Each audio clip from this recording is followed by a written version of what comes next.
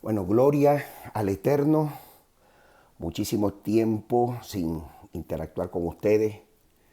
Hoy he querido eh, añadir en este tiempo difícil que vivimos un toque de dulzura a la palabra de Dios. Y me estoy refiriendo, por supuesto, al título que hoy voy a utilizar. Ese título lo he plasmado como Dorca, una mujer enseñada a ser generosa. En principio, cuando todos comenzamos a conocer el Dios de Israel, nos conmueve de forma maravillosa todas las historias que están escritas ahí en la Biblia. Entendemos y comprendemos desde la perspectiva de la fe aquel desprendimiento natural de cada una de esas personas que muchas de ellas que aparecen, obviamente en las cartas exhortativas, en la carta que en la redactación de los hechos, cuando la expansión del judaísmo se estaba yendo hacia nuevas lenguas, por supuesto a la cabeza del apóstol Pablo, el judío Pablo, vamos a encontrar varias personas allí que no eran judíos y que por fe concibieron de una u otra manera esa academia, esa enseñanza que estaba allí plasmada dentro del judaísmo para expander el conocimiento y sensibilizar a todo aquel que creyera bajo, obviamente, el conocimiento catedrático de la fe y en consecuencia respaldado por la Torah oral y la Torah escrita, ceñido, por supuesto, por varios midrash del Talmud, que todavía no estaba escrito, pero se venía compilando con mucha fuerza en esos años para después ser acuñados en diferentes libros. La academia es importantísima dentro del estudio de la palabra de Dios. Los judíos no tienen problema con eso. Problema con eso lo tenemos nosotros los cristianos. ¿Por qué? ¿Por qué tenemos ese problema? Bueno, porque la academia no ha sido eficiente, sino que ha sido estática a través del tiempo. No salimos de Juan 3:16 y no hay interpretaciones nuevas, pues sencillamente porque no somos los custodios de la palabra de Dios y no tenemos esa mega estructura de compilación de jurisprudencia que tiene muchísimos años, 5.785 años exactamente, desde Noé hasta el tiempo que estamos viviendo 2025. Esos son los años que han pasado. Durante todo ese tiempo los judíos han compilado y han recolectado enseñanzas académicas, cátedras, que les permiten pues interactuar con la verdad, el contenido de la palabra y algunas evidencias que forman parte de la historia del pueblo de Israel. En este caso yo voy a citar algo que Jesús citó, valga la redundancia, el Mesías, Jesús, conocido así en el occidente, Yeshua en la lengua vernácula hebrea. Cita en Mateo, en Matillahu, conocido por los judíos, en el capítulo 23 del 1 al 3 lo siguiente. Quiero leerlo con ustedes, que esto me atrapa a mí. Esto me atrapa, esto me da a mí un valor excepcional de que la palabra de Dios tiene ese origen catedrático, ese origen académico, que va mucho más allá de la palabra escrita. Leo textualmente con la ayuda del cielo, por supuesto. Entonces habló Jesús a la gente. Obviamente cuando se refiere a la gente, eran los que estaban escuchando la palabra, judíos que estaban acantonados en diferentes lugares, más los discípulos que estaban allí. Recuerda que eran 12. Y le dijo lo siguiente, voy por el 2. En la cátedra de Moisés se sientan los escribas y los fariseos. Es decir, ellos descansaban en las enseñanzas que Moisés había dejado, por ejemplo, Deuteronomio. Si usted no sabía, entienda usted que el libro de Deuteronomio es el libro escrito a puño y letra por parte de el profeta Moisés. Es un libro que él escribió para regular conducta, que son los estatutos perpetuos.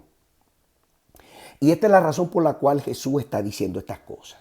Dice esto, que ellos descansaban bajo el contexto catedrático, bajo el concepto académico de lo que Moisés había enseñado.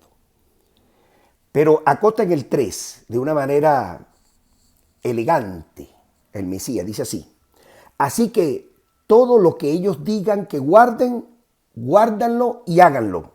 Obviamente porque era palabra sustancial del contenido de los 613 mikvot que le habían dado o que se le dieron al pueblo judío hasta el día de hoy para cumplimiento de la Torá por ser el pueblo escogido. Muy importante eso. No para el pueblo gentil. Es muy importante eso que usted lo sepa, es decir, los cristianos. Dice allí, mas no hagan conforme a sus obras, porque dicen y no hacen.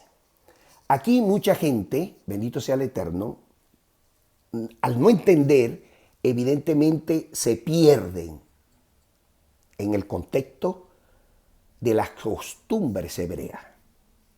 ¿Por qué se pierden? Porque aquí hay que entender tres conceptos fundamentales en el judaísmo. Por cierto, estos conceptos del judaísmo lo hablaba muy bien el apóstol Pablo, cuando en toda su enseñanza el apóstol Pablo remitía los conceptos bajo la ley, obras de la ley y la ley.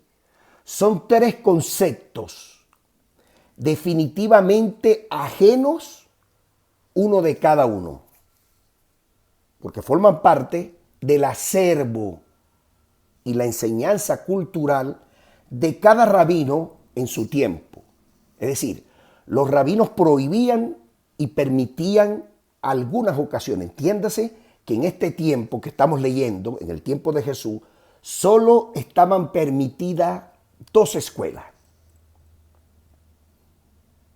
¿Por qué estaban permitidas 2 escuelas? Bueno, porque en ese tiempo, en el tiempo de Herodes Antipas, ya Jesús era un hombre aquí, se presume, y eso lo dice el médico Lucas, que era aproximadamente de 33 años el Mesías.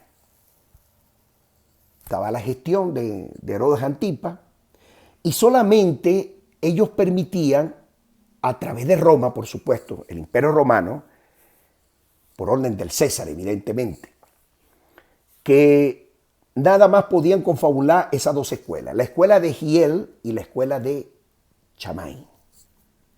La de Giel estaba totalmente estructurada, apegada estrictamente a los, y complaciente, por supuesto, al Imperio Romano, y hacían cosas que básicamente iban en detrimento, no solamente del pueblo de Israel, sino todo aquel no judío que se le acercaba para hacer la conversión. Mientras que Shammai era más dulce, su enseñanza era más aceptable, aplicaba la lógica interpretativa de los midrash, de las costumbres hebraicas que venían por años acumulándose para poder entender y comprender la enseñanza hebrea. Cuando Jesús dice aquí, y repito de nuevamente lo que dice Jesús, y no hagan conforme a sus obras. ¿De qué obra estaba hablando? Muchos cristianos a lo mejor piensan que las obras eran la predicación del evangelio, etc. Y no es así. Cuando habla de las obras, habla de las obras de la ley. A eso se refiere. Y las obras de la ley en el judaísmo, entiéndase bien, se refieren a las acciones de cada miembro de las diferentes escuelas, porque habían diferencias de cómo aplicar la Torá en ciertas y determinadas situaciones. Es decir, cumplir con los preceptos que la Torá, los mikvot, que la Torá percibe a través del tiempo. Algunos rabinos prohibían algo, otros donde prohibía uno lo permisaba. En el caso de estas 2 escuelas. Pero según las cuevas del Qumran, en la cueva número 4, se consiguieron allí evidencias científicas, rollos, papiros, que determinan fehacientemente que había una tercera escuela. Y la escuela se llamaba Los Hijos de la Luz. Allí justamente en el Qumran. Esa era la escuela de donde venía el Mesías, de donde venía Juan el Bautista. Y todos estos grandes hombres, incluso llega a afirmar uno de los catedráticos por excelencia, llamado David Flusser, que dentro de esa yeshiva, es decir, dentro de esa sinagoga, dentro de esa escuela, también estuvo Flavio Josefo. No solamente él, también lo afirma su discípulo, el doctor Adolfo Reumann. Por cierto, tengo el honor de ser uno de sus alumnos, oyente de sus extraordinarias cátedras, extraordinarios conocimientos en lo que refiere pues a el judaísmo del el segundo templo. Sí, unas cátedras con una academia extraordinaria. Bueno, dicho esto, en esa tercera opción se apegaba más estrictamente a lo que la Biblia y los mandamientos, los 613, dilucidaban. En este caso el Mesías era uno de ellos. De hecho, algunos también le decían el maestro de justicia, a tenor de lo que está escrito ahí. Ahora, los tipos, en este caso, las obras de la ley, ¿verdad? Tiene diferentes tipos de obra. En el caso que a continuación le voy a plasmar, hay rituales, en oraciones, en observancia, sobre todo el Shabbat, el día de descanso, y las festividades judías. Cada rabino enseñaba, conforme a su conocimiento, qué se debería prohibir y qué se debería enseñar. Las obras de la ley, en el tiempo del Mesías, eran vistos por el colectivo, la voluntad de Dios de demostrarle lealtad y fidelidad a Dios. Hasta el día de hoy se cumplen esos mismos. La santificación del pueblo, es decir, el apartamiento del pueblo de Israel hacia las cosas de Dios o los mandamientos de Dios, ayudaban a santificarse al pueblo diariamente para darle sentido y propósito al significado de la palabra escrita. De manera que la observancia de las obras podía ayudar, evidentemente, en tiempos difíciles de la comunidad judía, a promover esa unidad, a tener cohesión en cada uno de sus miembros. Y la tradición rabínica, por supuesto, enfatizaba casi que continuamente la importancia de la observación de las obras de la ley. Pablo habla de esto en Gálatas, por ejemplo. Habla de esto también en Romanos, en la carta a los Romanos, la carta a los Gálatas. Y cuando Pablo habla de las obras de la ley, bajo la ley y la ley, no lo entendemos, porque obviamente no estamos viendo desde las perspectivas que fueron concebidas estos conceptos, que no son más perspectivas contemporáneas hebreas, que hasta el día de hoy se cumplen. En la actualidad, esas perspectivas, esas obras de la ley, en el judaísmo evidentemente, enfatizan sobre la importancia de la acción social, es decir, hacer tikkun olam, justicia, que fue lo que hizo el Mesías sin lugar a duda. Mientras que en otras se encuentran básicamente esa acción que tiene cada judío de la observancia de cada ritual, por ejemplo, lavarse las manos y las tradiciones que allí habían. Y eso era lo que estaba, sin lugar a dudas, apelando al Mesías en el concepto de decir, hagan lo que diga la ley, pero lo que ellos hacen no lo hagan. ¿Por qué? Porque si resumimos todo eso, la parte fundamental del judaísmo, que se refiere obviamente a las acciones y las prácticas para hacer el cumplimiento de estos mandamientos, en todos los preceptos que refiere a la Torá, en lo que a rituales espirituales, así como acciones de justicia, tenía que tener no solamente la comprensión, sino la compasión por el prójimo. Algunos de ellos no tenían la compasión necesaria. Entonces, bajo esta premisa, el Mesías Jesús, rabino, un judío, conocedor a plenitud de la Torá, le pregunta o nos preguntamos ¿por qué la fe sin obra es muerta? Esa es la pregunta del desafío, con permiso.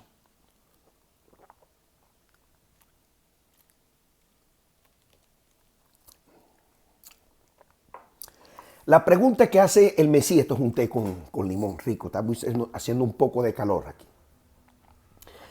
La pregunta que hace el Mesías, la interpelación que hace, ¿por qué la fe sin obra está muerta? En Venezuela, nosotros decimos, ¿cómo se come esto? Todo tiene que ver con la academia. Nadie aprende solo. Hay que escudriñar las escrituras continua y permanentemente.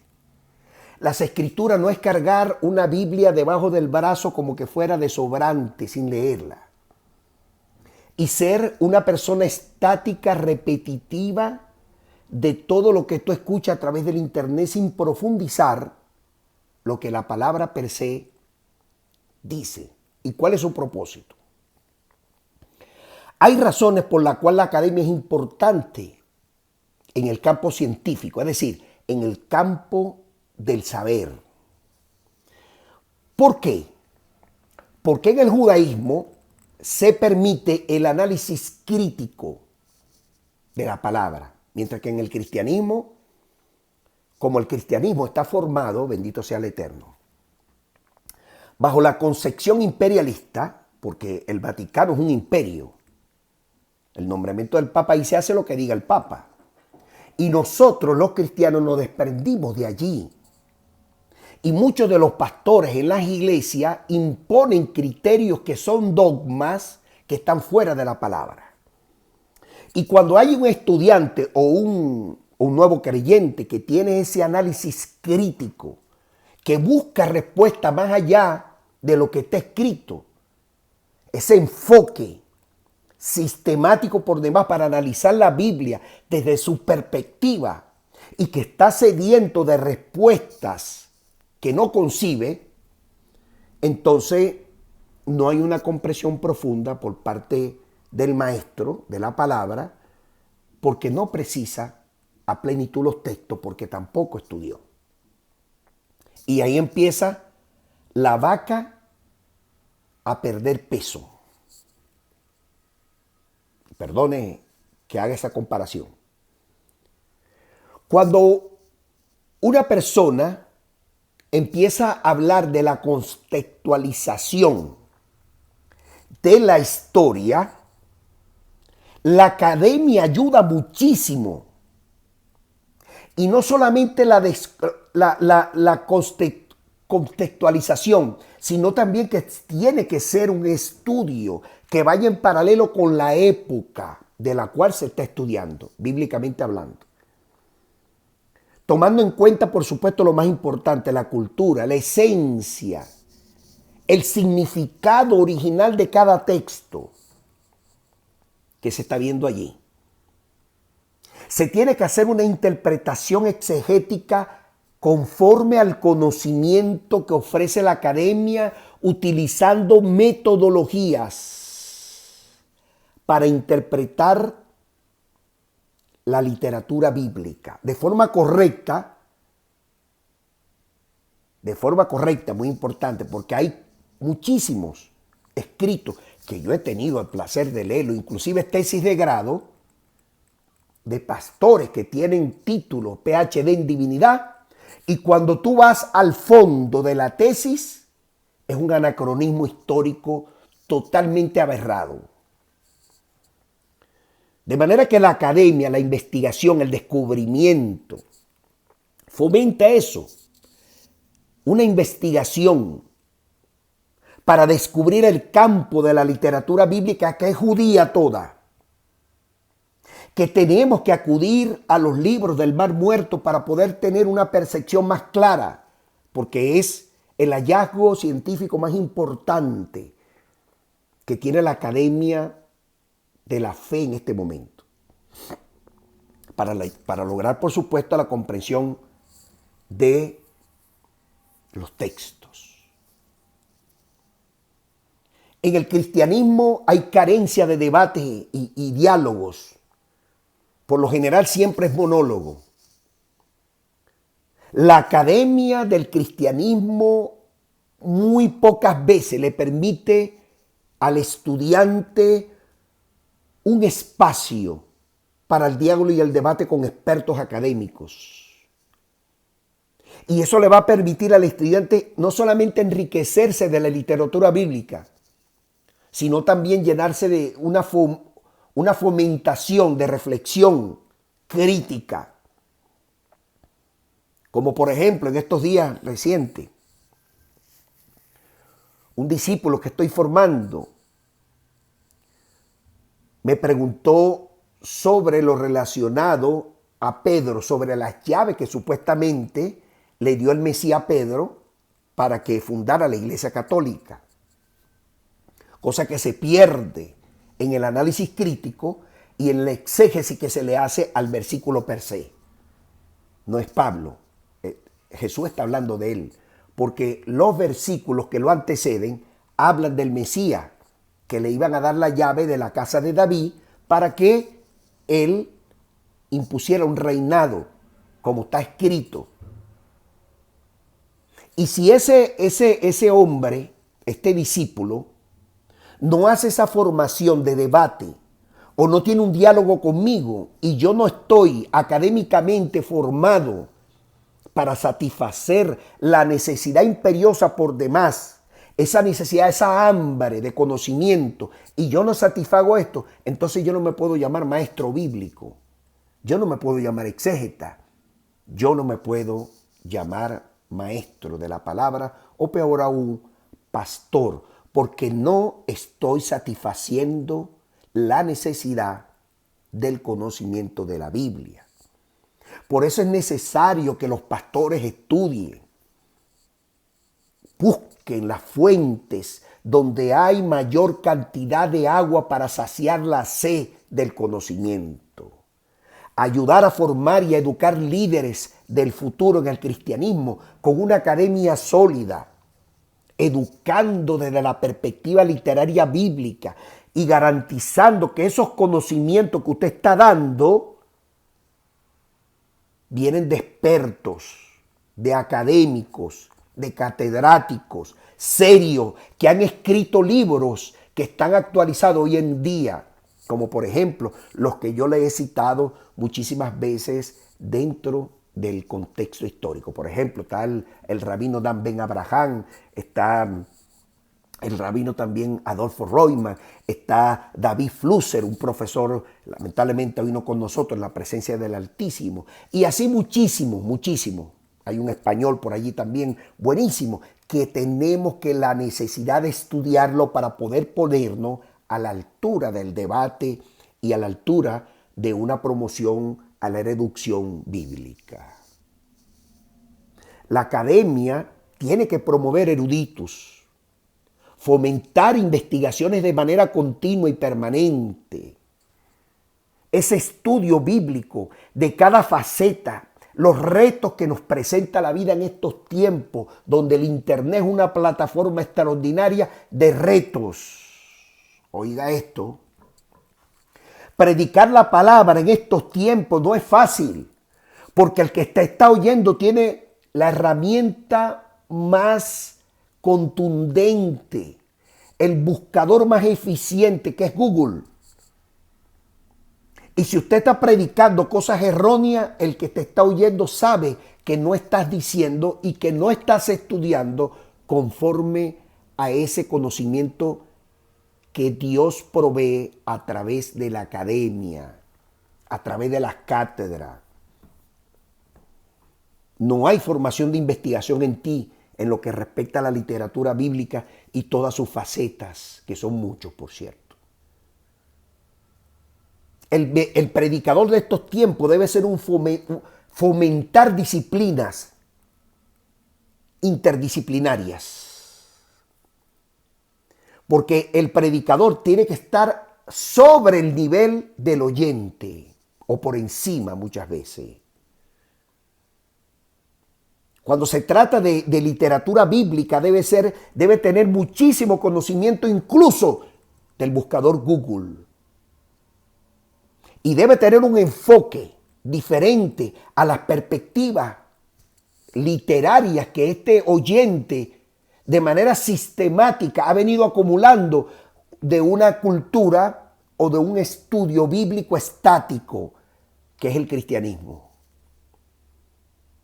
Debe de escuchar nuevas perspectivas en clase, en las prédicas, que lo desafíen a buscar fuentes literarias bíblicas que lleven al conocimiento y a la grandeza de la preparación académica de cada uno de ellos.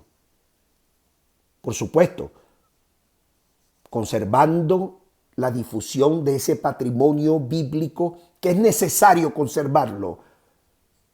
Ahí están los rollos del Qumran. ¿Por qué? Porque a través de esa metodología científica vamos a jugar un papel importante de la conservación, la difusión de ese patrimonio bíblico que tanta falta nos hace. Cada pastor, cada ministro, cada maestro debe de garantizar la transmisión de esa herencia cultural religiosa, por así definirla, a las futuras generaciones. Se deben de abrir debates. Hay una iglesia por allí que habla en debate, pero muy relajada, pero bueno, por lo menos lo tienen. ¿Qué promueve los debates? Los debates interreligiosos, por supuesto. Una comprensión más cercana, por supuesto, a las diferenciaciones de enfoque del conocimiento según las tradiciones de cada uno, de cómo se maneja la tolerancia y el respeto mutuamente. En el judaísmo todo esto es normal. Y lo primero que enseñan los rabinos es el respeto. Sensibilizar a la gente para que la gente sepa. Mire, hay un debate dentro del cristianismo que es un debate que a mi entender es casi que inagotable. El diezmo y la ofrenda. Todavía a estas alturas no tenemos una definición. Y nadie se sienta a pensar de que las cartas neotestamentarias o cartas exhortativas o Nuevo Testamento como lo conocemos, no habla del diezmo porque ahí había puro judío y se sobreentendía que el diezmo forma parte del acervo histórico-cultural bíblico para sostener la sinagoga, porque las sillas no se compran solas. El que está predicando la palabra requiere de vivir de ella, porque está dedicado exclusivamente para enseñar a los demás. De forma clara y de forma contundente, el diezmo es un acervo histórico para poder sustentar y sostener la reunión de los santos, la reunión de los creyentes. Que haya ahí coinonía, que existan equipos tecnológicos en estos tiempos modernos para satisfacer necesidades del conocimiento, de la academia y de la cátedra. Y por eso es que cuando llega un no judío, en el caso de Dorca, que era una mujer árabe, y se consigue este acervo histórico, cultural, político, ideológico, religioso dentro del judaísmo, empieza a tener sentido las cosas que ella empezó a escuchar del judaísmo. Siendo árabe, muy importante. Dorca, eso usted lo va a conseguir en la Biblia. Y cuando la persona está impregnada del conocimiento, hay un cambio, un giro de 90 grados de esa persona. Quizás llegó con una actitud arrogante, altiva, desafiante. Pero cuando su pastor, su rabino, empieza a descargarse, empieza a vaciar todo ese conocimiento que ha adquirido sobre esa nueva mujer o hombre que se está formando, esta mujer o hombre va a cambiar de actitud, con C, no con P, con C. Vamos a ver en ella o en él actitudes positivas, alegre. Se está beneficiando de lo que está recibiendo. Experimenta evidentemente sensaciones que no las tenía antes. Hay satisfacción, felicidad. Y jala todos los días en la semana que llegue el día del servicio, porque está ávida de ese conocimiento. Necesita urgentemente alimentarse porque hay hambre y sed de esa persona del conocimiento bíblico. Y por eso es que ustedes ven que en el judaísmo los que dan ofrenda y los que diezman lo dan con alegría, porque impactaron sus vidas el conocimiento y muestra a los demás el cambio sistemático de pensamiento, de palabras, de obras,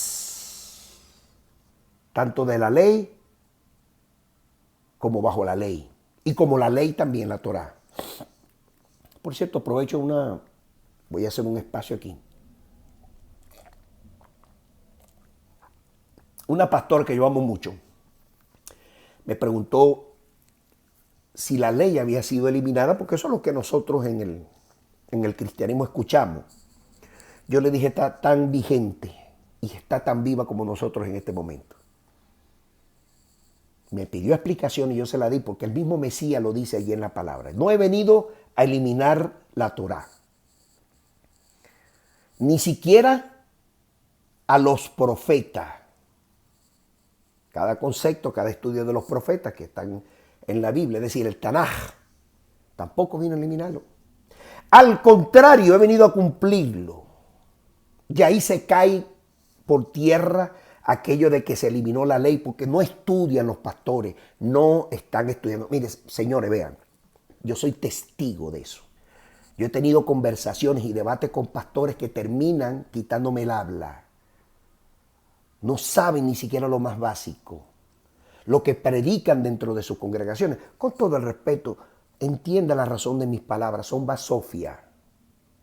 Y la palabra basofia, hermenéuticamente hablando, significa alimento congelado. No se ofenda conmigo, porque Dios y el Mesías te aman, o nos aman a nosotros. De manera que cuando la gente es alimentada, hay estos cambios radicales que concluyen, oiga bien, concluye con unas buenas relaciones. Empiezan las relaciones a fluir. Empiezan a fortalecerse y a construirse la confianza y la amistad entre todos los que se están congregando ahí. Hay una incrementación, sin lugar a dudas, de una felicidad que se refleja a través del rostro, satisfaciendo, por supuesto, esa necesidad de que cada uno de nosotros tiene del conocimiento de la palabra de Dios. Hay un impacto positivo para cada uno de nosotros. La alegría de ese impacto se manifiesta dentro de la comunidad, fuera de la comunidad y dentro de su hogar. Y por eso que ustedes ven que los judíos donan a causas benéficas, a grandes universidades, donan en las sinagogas, grandes cheques allí. Ayudan a los demás de forma voluntaria, sin que nadie lo esté presionando. Ahí dentro de ese espacio de la iglesia y de la sinagoga Se deben compartir las habilidades y los talentos de cada uno, no de forma egoísta. Yo sé más y tú sabes menos. Eso a Dios le desagrada. El ministro en todo momento tiene que necesariamente alimentar, alentar con el apoyo, desechar el ego en todo sentido.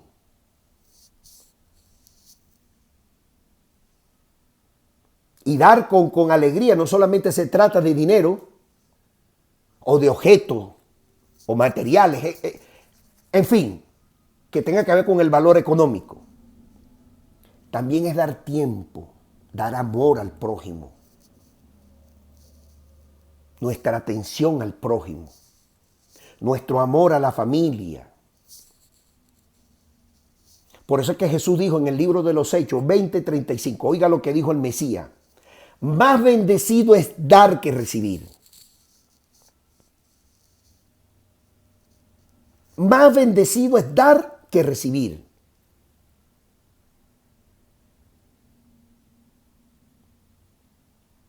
El apóstol Pablo también manejó muchísimas frases que encapsulaba una esencia de generosidad, de la importancia del cambio, que significa cuando el amor de Dios está dentro de nosotros. Y esa es la razón, mis queridos hermanos, que es el punto de concentración de hoy, de la enseñanza de hoy, de Dorca, que en la traducción árabe es Tabita, que es gacela. Aquí hay muchas, donde yo vivo hay gacelas, muy bonitas por cierto. Pegan unos brincos increíbles junto con los venados que acá los veo consecuentemente. ¿Por qué en este caso Dorca le decían Tabita o gacela? Bueno, porque era una mujer que tenía unos hermosos ojos.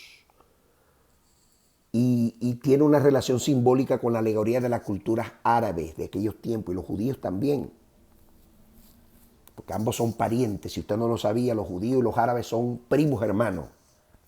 Y esta guerra que tienen es una guerra bíblica, que en su momento todo eso se va a aclarar cuando hagan Teshuvá, tanto los árabes como los judíos, y entienda que fueron engañados por personas que les encanta ver pelear a los demás. Por supuesto, ambos vienen de Abraham. Ambos son pueblos que se asocian con la gacela y con la belleza, la elegancia, la pureza, la inocencia de las mujeres jóvenes. Tanto así que el sabio Salomón dice en Proverbios 5:19, escuche con detenimiento, voy a leerlo. Como sierva amada y graciosa gacela, sus caricias te satisfagan en todo el tiempo, y en su amor recréate siempre. Tremendo esto. Hay una alegoría entre la gacela, la belleza de la gacela y la belleza de la mujer. En ese sentido, Dorca, esta mujer que, insisto, era árabe, no era judía, sufrió un cambio tremendo porque cuando conoció al Dios de Israel, en su corazón había odio, había egoísmo, acumulaba riqueza para ella misma. Era súper rica, súper multimillonaria en la época. Comercializaba telas, imagínate tú, y vestidos. En aquella época, quien tenía tela era como hoy fabricar carros. Pero tenía un corazón oscuro, lleno de odio. Pero cuando hizo la conversión al Dios de Israel, al judaísmo, se volvió una mujer piadosa. Una mujer dadivosa, caritativa en todas las obras. Empezó a amar al prójimo. Y su nombre se extendió por toda Mesopotamia. Y de pueblo en pueblo la gente escuchaba Dorca. ¿Quién te ayudó? Dorca me ayudó. Y la gente iba masivamente a buscar ayuda de esta mujer que esta mujer, sin lugar a dudas, tenía a Dios en su corazón. Vivía en Jope, por cierto, allí vivió también el apóstol Pedro. Jaffa se llama o Jaffa en hebreo. Está ubicada en la costa mediterránea y está... La ciudad actual es Tel Aviv, por cierto. Tel Aviv, la que fuera antiguamente la capital de Israel, hoy es Jerusalén.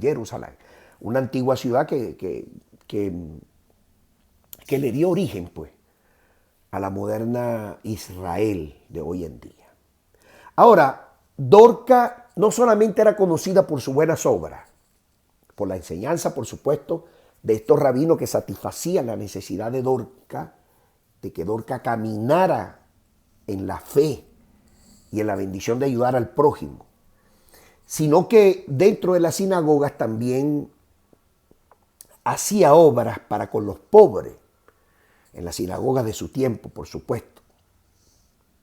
Y registra el Talmud hebreo, así como Ruth también, usted me imagino que ha escuchado de Ruth, la moabita, que Dorca se hizo judía, hubo una conversión de ser árabe, creyente por supuesto, de la corriente que los primos hermanos de los judíos practican hasta el día de hoy. Por cierto, una religión relativamente nueva, llamada los musulmanes. Pero ella cambia su manera de ver las perspectivas de la vida y se hizo judía. Acá Dorca no solamente infiere en esta nueva cultura que da a conocer que hace un cambio de 90 grados, de prosélita pasó a ser judía, se convirtió, eso es lo que llaman conversión, al judaísmo en el tiempo necesario de su formación, adaptándose por supuesto a las costumbres judías, siguiendo al Dios de Israel, cumpliendo con la Torá, porque hay mandamientos, los 613 mitzvot, hay mandamientos para la judía. No, estos 613 no es para una sola persona. Eso ahí también llevan fiestas. A la final, cuando desglosan todo, más o menos es el equivalente de 7 u 8 mandamientos para cada uno de ellos, según su edad. Pero hay mandamientos que se cumplen de niños, de adolescentes y después se dejan de cumplir, de mayores se dejan de cumplir y así van asumiendo. Y todo esto, Dorca, esa conversión de Dorca fue porque escuchó en algún momento del Maestro de Justicia, Jesús, el Mesías para los que hemos estudiado profundamente la palabra de Dios. El Mesías, que no es Dios, Jesús no es Dios, Jesús es el Mesías, Dios sigue siendo Dios. Si usted revisa la Biblia, usted va a ver que todas las oraciones que hacía Jesús era para Dios. Y Dios era el que hacía los milagros. Él era el intermediario, como dice el apóstol Pablo en todas sus cartas y el apóstol Pedro. Esto de que es Dios, esto es un invento, dogma de la Iglesia Católica que lamentablemente todas las religiones que han salido del catolicismo, entre esos los pentecostés y todos los movimientos, como se llamen, como se denominen, cargan esos vicios porque no estudian las escrituras. En las referencias del Talmud, como le había dicho, Ruth Rabá 2.17, en este pasaje interesante, cuenta la historia de cómo Ruth se había también convertido al judaísmo y cómo se unió al pueblo de Israel. En los tiempos de Jesús, Juan el Bautista y todos los apóstoles, que se llama Juan el Purificador. Bautismo es una palabra totalmente diferente a las costumbres hebreas. Eso viene, por supuesto, del griego. Bautismo, que no tiene nada que ver con el judaísmo. Existía, ¿verdad? La gente seguía al Mesías porque satisfacía sus necesidades y su hambre de conocimiento. De manera que la fundación del cristianismo, como lo conocemos hoy, que fue fundado, por supuesto, por Constantino, un romano,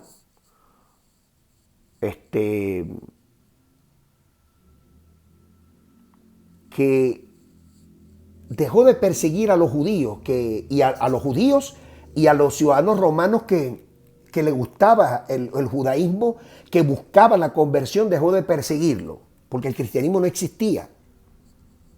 Cuando Constantino dejó de perseguir a esta gente, todavía el cristianismo per se, como hoy lo conocemos, no existía.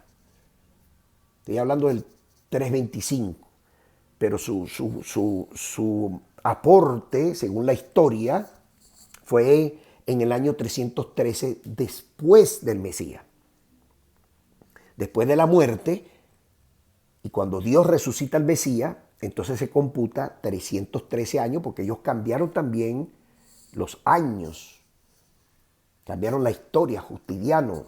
Por eso el calendario de hoy, que nosotros conocemos, que tiene 20, 25 años, es el calendario de Gregorio. Gregorio cambió también para desechar y apartarnos del pueblo judío. Lo que sí es cierto, que desde Noé hasta nuestros días es un calendario totalmente diferente, 5.775 años, exactamente.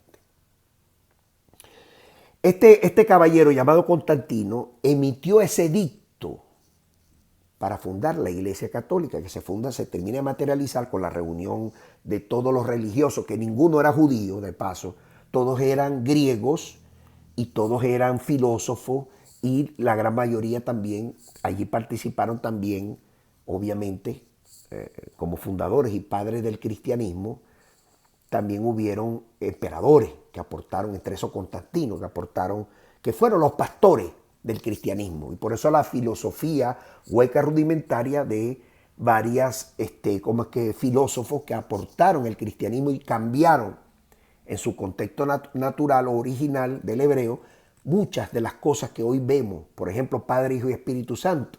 Eso es griego. Eso es filosofía, que no tiene nada que ver con los orígenes, las raíces de los orígenes de la palabra de Dios, que es totalmente hebrea. Ese edicto se llamaba el Edicto de Milán.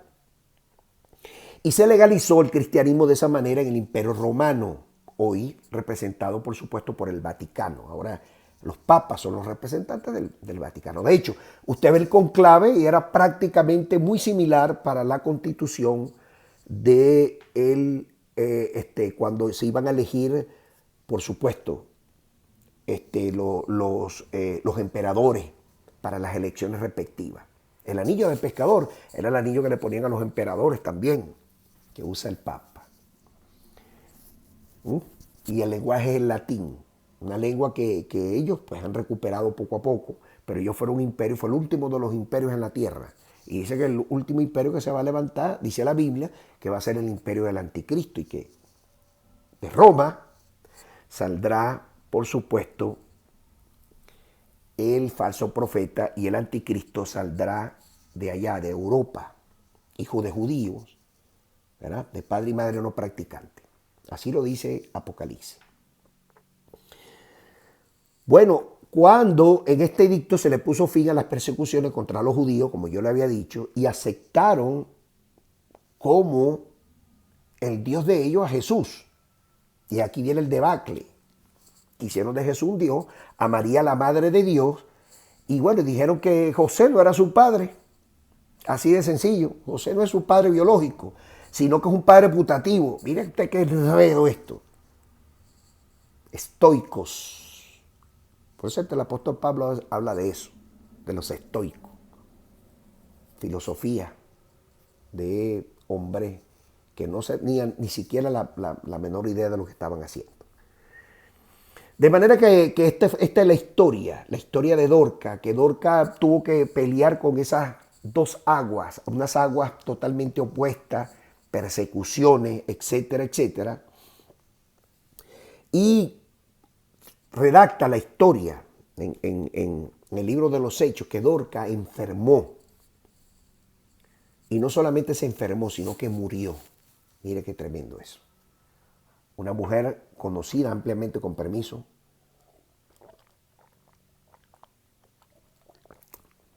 en ese medio. Y bueno, y enferma, los investigadores dicen que enfermó de los pulmones, que empezaron a colapsar y tenía una flema terrible y empezó a declinar su salud terriblemente. Y los discípulos que vivían en Jope habían oído hablar, oiga eso, de la resurrección que Dios hizo con Jesús.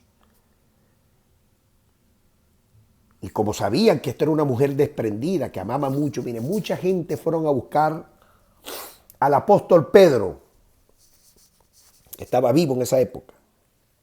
Estaba en la ciudad Pedro estaba en la ciudad de Lida, que está ubicada en la llanura de Sarón, donde están las rosas de Sarón ahí, que son bellísimas de paso.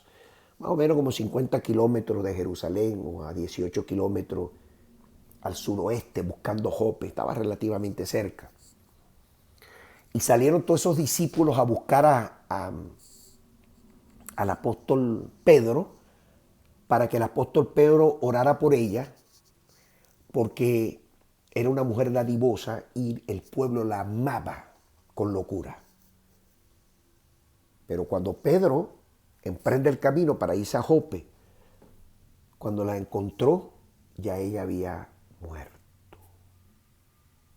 Qué tremendo esto. Pedro, al ver que ya estaba fallecida, se acordó de que el Dios de Israel, el único Dios que existe, Dios Espíritu, puede resucitar, es el único que resucita muertos, muy importante. Es Dios que resucita a los muertos. Cuando Jesús oró para que se levantara Lázaro, oró a Dios. Revise su Biblia.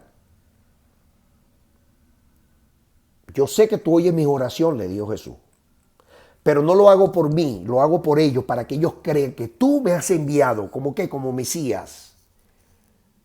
Y le dijo, ahora a ti te digo, Lázaro, levántate. Pero quien resucita a Lázaro es Dios. Toda la gloria sea para el Dios de Israel. Yohei Vahei. Los judíos le dicen Hashem, para no decir el nombre. Y Pedro dijo, se acordó de Dios y dijo, Tabita, levántate, después de orar al Dios de Israel. Y Dorca, por supuesto, abrió los ojos. Delante de muchos testigos, Dios resucitó a Dorca. No solamente eso, que Dorca estaba postrada completamente, no se podía ni mover. Y no pasaron ni 10 minutos. Cuando Dorca abrió sus ojos, miró dónde estaba y se consiguió con una salud tan renovada, tan nueva, que se sentó, dice la Biblia. Pedro la tomó por la mano, la levantó y se puso de pie nuevamente Dorca. Veamos el pasaje para que vea cómo fue resucitada y no pretenda usted de que yo estoy exagerando las cosas. Hechos capítulo 9, verso 36. Voy a leerle muy detenidamente, me voy a parar donde hay coma porque es necesario que usted sepa esto. Que la resurrección no solamente ha sido para entes emblemáticos, sino también para mujeres que no han sido judías, pero que han creído y han hecho las obras que Dios necesita que tú hagas para ser totalmente cambiada en tu manera de pensar, de sentir y de actuar. Había entonces en Jope una discípula llamada Tabita. Obviamente seguían a Jesús. Traducido quiere decir Dorcas. Esta abundaba en obras de limosna que hacía hacia el prójimo. Aconteció que en aquellos días enfermó y murió. Después de lavada, la pusieron en la sala. O sea, la estaban velando. Y como Lida estaba cerca de Jope, los discípulos que habían oído que Pedro estaba por esos lugares, enviaron a 2 hombres a rogarle a Pedro que viniera con ellos. 39. Levantándose entonces Pedro, fue con ellos y cuando llegó la llevaron a la sala. Le llevaron a la sala a Pedro. Estaba el cadáver de Dorca allí, donde le rodearon todas las viudas, las amigas que había acumulado durante todo ese tiempo, llorando y mostrando las túnicas y los vestidos que Dorca había hecho especialmente para ellos. ¡Wow! Tremendo esto. Dorca regalaba vestidos, era una dadora alegre, sin lugar a dudas. Tremendo esto. Y esas mujeres estaban ahí agradecidas, llorando sobre el cadáver de Dorca. Una pérdida irreparable desde todo punto de vista, porque cuando muere un justo o una justa, es una muerte irreparable. Porque cada vez la gente se está poniendo más mala. Y un justo cuando muere duele en el corazón. Dice el versículo 40, entonces, sacando a todos los que estaban allí, las mujeres que estaban allí que le habían regalado los vestidos, Pedro se puso sobre la rodilla, no quiso ahí, salgan de aquí. Y empezó a orar Pedro. ¿A quién le oró? A Dios, no al Mesías. En todo caso se decía por los méritos del Mesías, de mi rabino. Y volviendo al cuerpo, volteándose al cuerpo, le dijo, Tabita, levántate. Y ella abrió los ojos. Al ver a Pedro, se incorporó. Es decir, se activó de nuevo socialmente. Y él dándole la mano la levantó entonces, llamando a los santos, es decir, a los judíos que estaban con él, los discípulos, ¿verdad? Y a las viudas que estaban allí, y se las puso al frente viva para darle testimonio que el Dios nuestro resucita todavía hasta hoy muertos. Mire lo que dice el 42. Esto fue notorio en todo Jope. Es decir, la matriz de opinión se regó, la noticia, Radio Bemba, empezaron a hablar todo el mundo de esta resurrección. Algo sobrenatural. Para Dios imposible, para Dios no es nada. Pero para los hombres es algo que genera, wow, un acontecimiento extraordinario.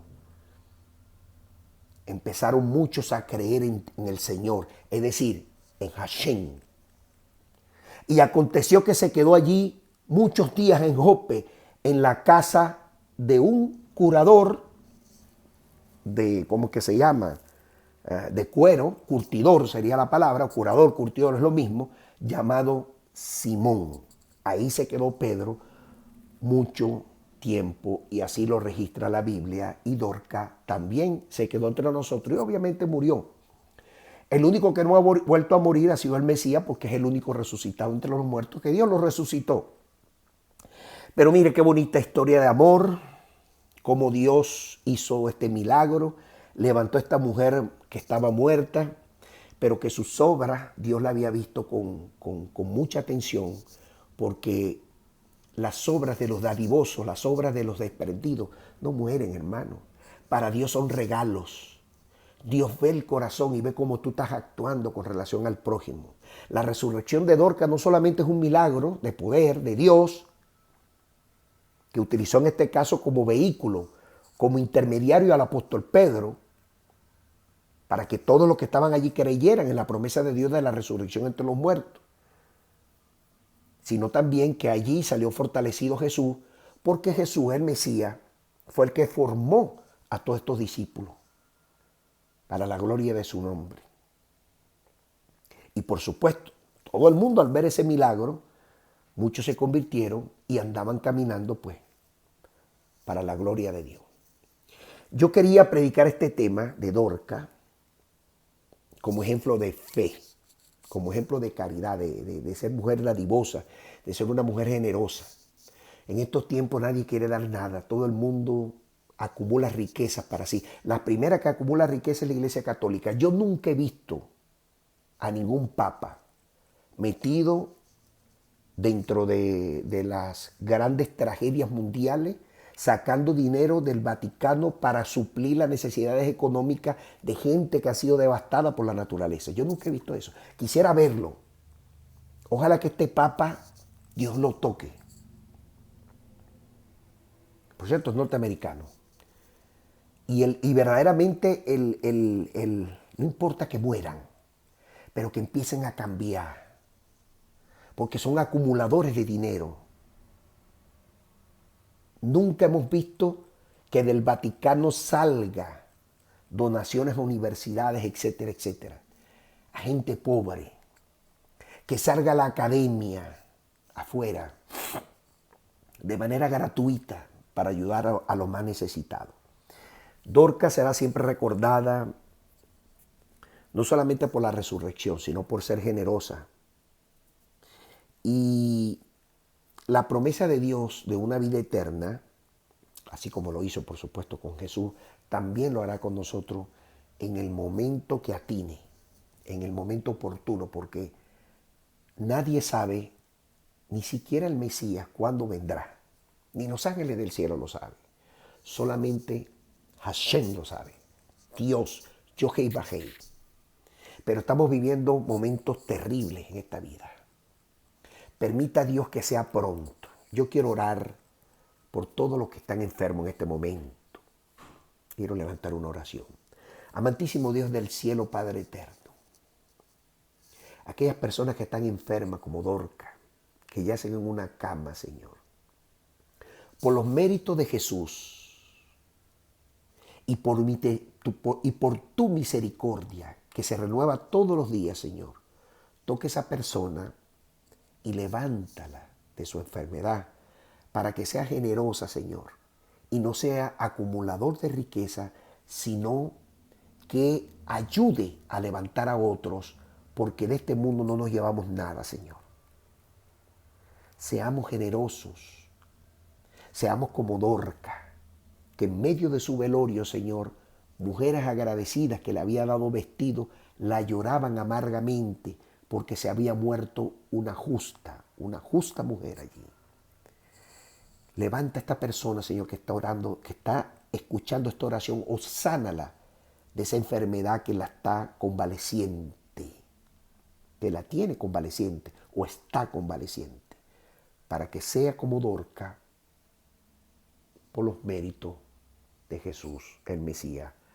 Amén, amén y amén. Que la paz del Señor, que sobrepasa todo entendimiento, nos alcance a todos el día de hoy. Paz a vosotros.